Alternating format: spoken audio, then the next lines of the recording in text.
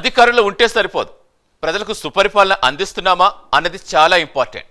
పబ్లిక్లో వ్యతిరేకత ఏదైనా ఉందా, పరిష్కార అవకాశాలు ఉన్నాయా అన్నది కూడా బేరీ చేసుకోవాలి. దానికి ఒకే కొలమానం పాదయాత్ర. తెలంగాణలో పాదయాత్రలకు చాలా క్రేజే ఉంది. స్థానిక లీడర్ల దగ్గర నుంచి కీలక నేతల వరకు పాదయాత్రలు చేస్తూ ఉంటారు. అనూహ్యంగా ఢిల్లీకి చెందిన కాంగ్రెస్ లీడర్, ఏఐసీసీ రాష్ట్ర ఇన్ఛార్జ్ మీనాక్షి నటరాజన్ 7 డేస్ పాదయాత్రకు రెడీ అయిపోయారు. ఇంతకీ ఆ హఠాత్ నిర్ణయం వెనుక ఉన్న కారణం ఏంటి? పార్టీకి సడన్ గా ఆ ఆలోచన ఎందుకు వచ్చింది? పొలిటికల్ కారిడార్ చర్చగా ఎందుకు మారింది అన్న విషయాలు ఇప్పుడు తెలుసుకుందాం.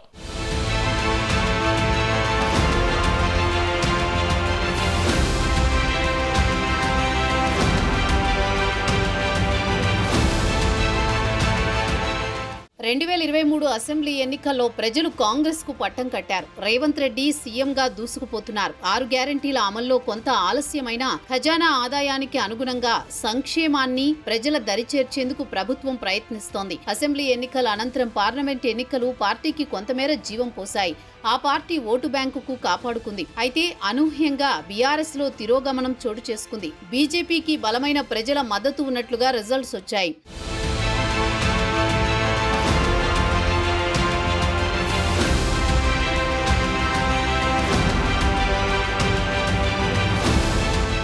గల్లీ రాజకీయాల్లో ఉండే మజా ఎమ్మెల్యే, ఎంపీ ఎన్నికల్లో ఉండవు. అందుకే స్థానిక సంస్థల ఎన్నికలకు అన్ని పార్టీలు విజయం కోసం ఉవ్వెళ్లూరుతుంటాయి. ఈ క్రమంలోనే కాంగ్రెస్ పార్టీ పాదయాత్రకు రెడీ అయింది. ఏంటి అధికారంలో ఉన్నవారు పాదయాత్ర చేయడం అన్న సందేహం ఎవరికైనా వస్తుంది. ఇక్కడే మొదలవుంది. స్థానిక సంస్థల ఎన్నికలే లక్ష్యంగా కాంగ్రెస్ నాయకత్వం రాష్ట్రంలో పాదయాత్రకు సిద్ధమవుతోంది.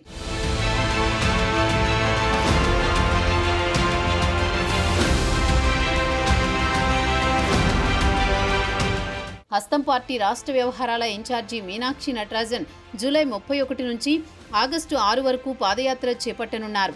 7 రోజుల పాటు కొనసాగే ఈ పాదయాత్రలో పీసీసీ చీఫ్ మహేష్ కుమార్ గౌడ్, మంత్రులు కూడా పాల్గొంటారు. మొదటి విడతలో 6 ఉమ్మడి జిల్లాల్లో ఈ పాదయాత్ర కొనసాగుతుంది. రెండో విడతలో మిగిలిన జిల్లాల్లో ఆమె పర్యటించనున్నారు. ఒక్కో ఉమ్మడి జిల్లాలోని ఒక అసెంబ్లీ సెగ్మెంట్ లో పాదయాత్ర ఉండేలా ప్లాన్ చేసుకున్నారు. రాత్రి వేళ పల్లె నిద్ర చేస్తారు. మరుసటి రోజు శ్రమదానంలో పాల్గొంటారు. అనంతరం ఆయా జిల్లాల్లోని పార్టీ ముఖ్య నేతలతో సమీక్ష నిర్వహిస్తారు.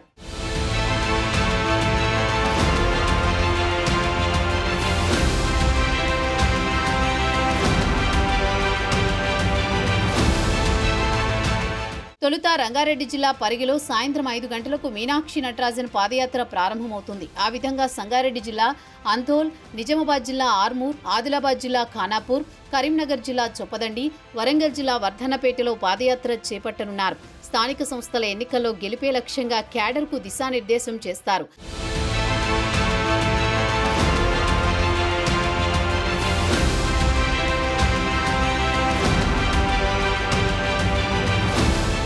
ప్రధానంగా కాంగ్రెస్ ప్రభుత్వం అందిస్తున్న సంక్షేమ అభివృద్ధిని ప్రజలకు తెలియచేయడంతో పాటు బీసీ రిజర్వేషన్ ఆర్డినెన్స్ విజయాన్ని బలంగా తీసుకువెళ్లనున్నారు. వాస్తవానికి మీనాక్షి నటరాజన్ స్థానిక ప్రజలకు అంతగా తెలియకపోవచ్చు. కానీ ఎవరి లెక్కలు వారికి ఉంటాయి. సాధారణంగా ఆయా ప్రభుత్వాలపై ఉన్న వ్యతిరేకతను ప్రజల్లోకి తీసుకువెళ్లేందుకు పాదయాత్ర చేపడుతూ ఉంటారు. కానీ కాంగ్రెస్ డిఫరెంట్ గా ఆలోచిస్తోంది. రేవంత్ సర్కార్ పాలనా తీరును ప్రజల్లోకి మరింతగా తీసుకువెళ్లడంతో పాటు సమన్వయ లోపమున్న సెగ్మెంట్లలో నేతల్ని ఒకటిగా చేసేందుకు మీనాక్షి నటరాజన్ తీసుకున్న నిర్ణయంగా టాక్ నడుస్తోంది.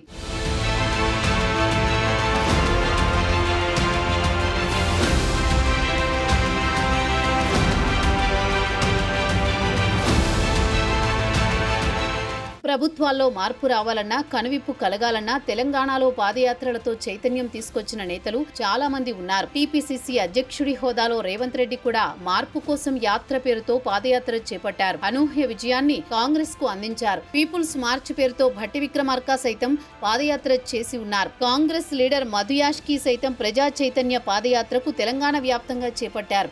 ఉత్తమ్ కుమార్ రెడ్డి సైతం, ఏలేటి మహేశ్వరరెడ్డి, కోమటిరెడ్డి వెంకటరెడ్డి వంటి నేతలు సైతం పాదయాత్రలతో ప్రజలకెంతో దగ్గరయ్యారు, విజయాలు సాధించారు.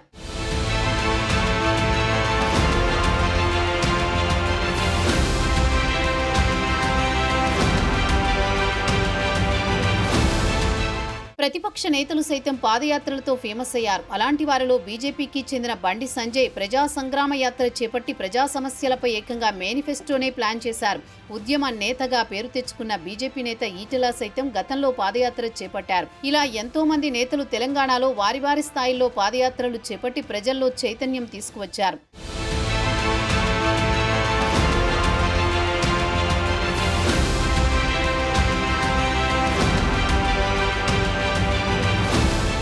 తెలంగాణలో పాదయాత్రలకు చాలా జోష్ ఉంది. భారత్ జోడో యాత్రతో రాహుల్ గాంధీ రాష్ట్రంలో పర్యటించారు. 2023 ఎన్నికల్లో ఆ ప్రభావం చూపింది. ప్రధాని మోదీ కూడా పాదయాత్ర చేపట్టారు.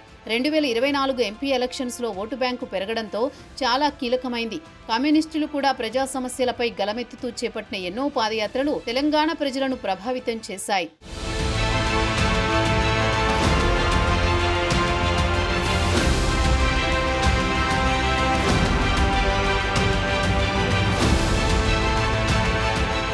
తెలంగాణలో కాంగ్రెస్ పార్టీకి బలమైన నేతలు ఉన్నారు. మంత్రులు, ఎంపీలు, ఎమ్మెల్సీలు, పీసీసీ నాయకులు, యువ నాయకులు ఇలా అనేక స్థాయిల్లో నేతలు పనిచేస్తున్నారు. ఇటీవల 27 మంది ఉపాధ్యక్షులు, 69 మంది ప్రధాన కార్యదర్శులు నియమితులయ్యారు. వీరిలో రఘువీర్ రెడ్డి, బల్మూరి వెంకట్, బొంతు రామ్మోహన్ వంటి యువ నేతలు కీలక పదవులు పొందారు.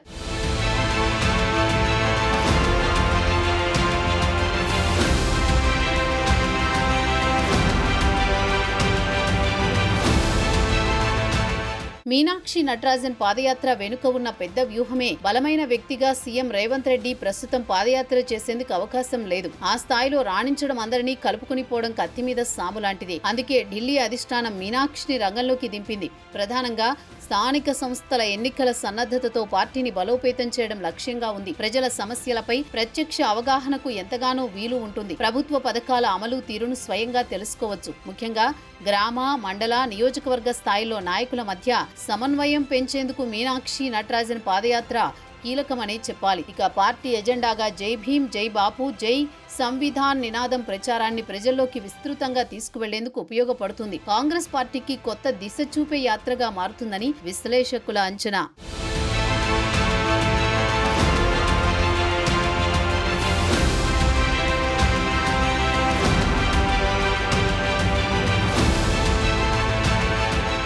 ప్రజలతో నేరుగా మమేకం కావటం, పార్టీకి మైలేజ్ తెప్పించటం, ఎన్నికల వ్యూహాలు అమలుపరచటం, ప్రభుత్వ పనితీరుపై ప్రజాభిప్రాయం కోసం చేపట్టే పాదయాత్రతో ప్రజల స్పందన తెలుసుకోవడం అనేది వెరీ స్పెషల్.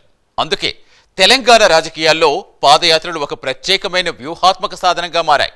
మీనాక్షి నటరాజన్ పాదయాత్ర చేయటం మాత్రం రాజకీయంగా ఆసక్తికర పరిణామనే చెప్పాలి.